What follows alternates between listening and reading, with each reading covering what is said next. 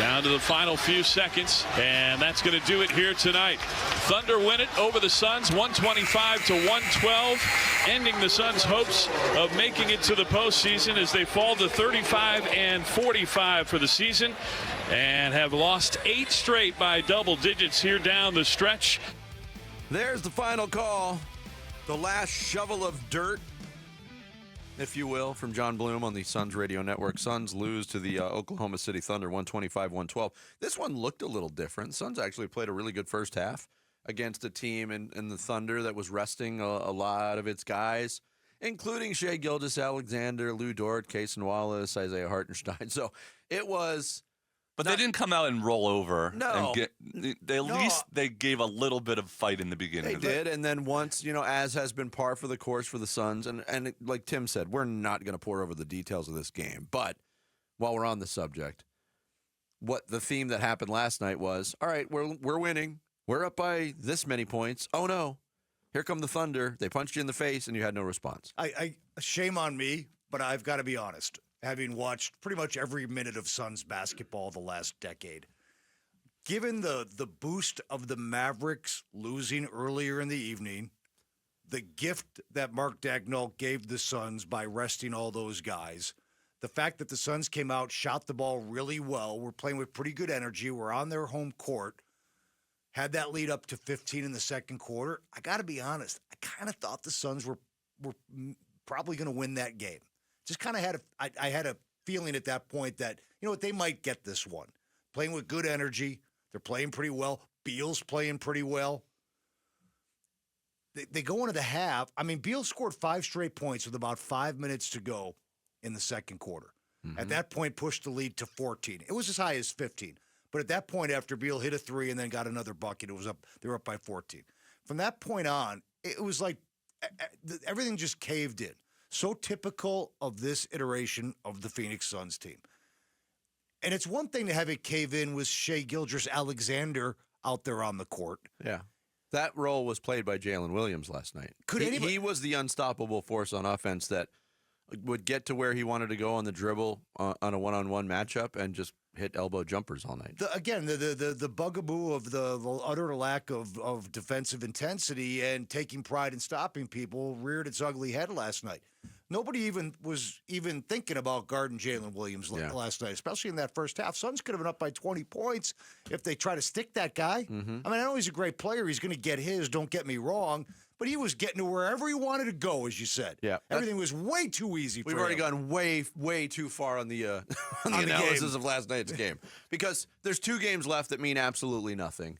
It's done. It's over. Any talk of, you're telling me there's a chance? No, there's no chance. They're not getting into the play-in. So there was a post-mortem feel to a lot of the conversations with the media last night from coaches, from players. And here was Mike Budenholzer on what just happened. You can't put your finger on it. There's not a magic message. There's not a magic video clip.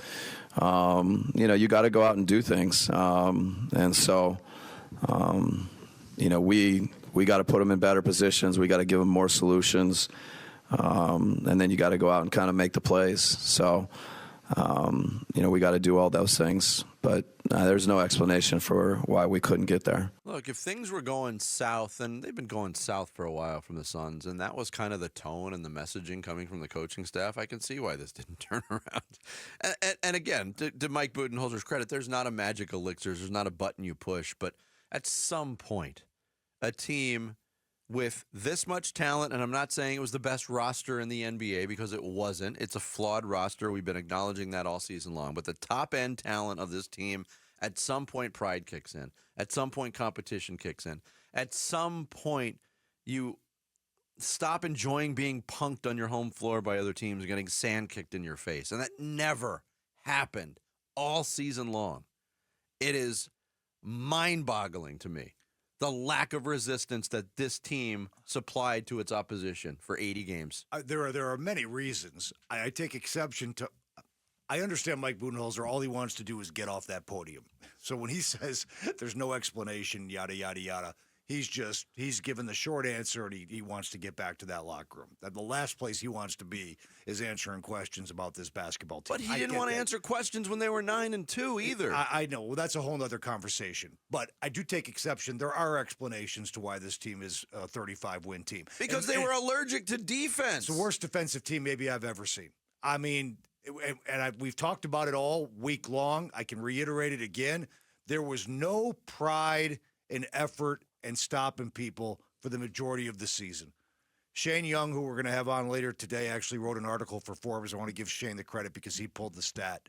Since the All-Star break, worst half-court defense in the league by far. What's funny is I don't even need a stat to tell me that.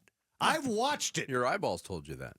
The scoreboard told you that. I've never seen an opposition get to the cup with ease like the opposition does against the Phoenix Suns. Yeah. Devin Booker was pretty reflective last night, too, after the loss. It's been a slow bleed out. I've been feeling this way for majority of the season. I think the small glimpses of, good stretches that we've played, gave me hope and probably gave everybody else hope. So, you never want it to be that you're squeezing into the last spot of the play-in in the first place. So, kind of expected at this point. Yeah, just kind of a harsh dose of reality there. And to hear Devin Booker say he's been feeling like that, it's a little bit encouraging because I've been feeling that way too. And I think most Suns fans have felt this way. This is not the way it was supposed to go. Yeah, and it's funny. I picked up on something there that Booker said in that answer. The final spot of the plane is really not where you want to be anyway. No. I've had this discussion with many people over the last couple of weeks.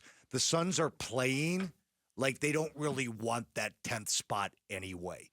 Now they can say whatever they want in terms of fighting for this or that. The way they played told me and many others that they weren't all that interested in playing in the play-in tournament. Because you don't play like I agree with that. You don't defend like that. You don't give effort like that if you really want to play in the play-in tournament. Yeah, Booker was also asked, hey, what about that start where you guys were 8-1 and then 9-2? I think our schedule picked up also. I think after that moment, we had the toughest remaining schedule. We were squeezing by early in the season, start out 9-1. We might have got a little bit ahead of ourselves. We have to continue to learn throughout the season, through wins and through losses. Just know what you're preparing for, and, all the little things come together and they matter. That start was months ago. It seems like it was decades ago. But it also coincided with Durant getting hurt. It did. And they were 2-16 without Durant. Now, clearly, the team was not, in the final analysis, they weren't that great.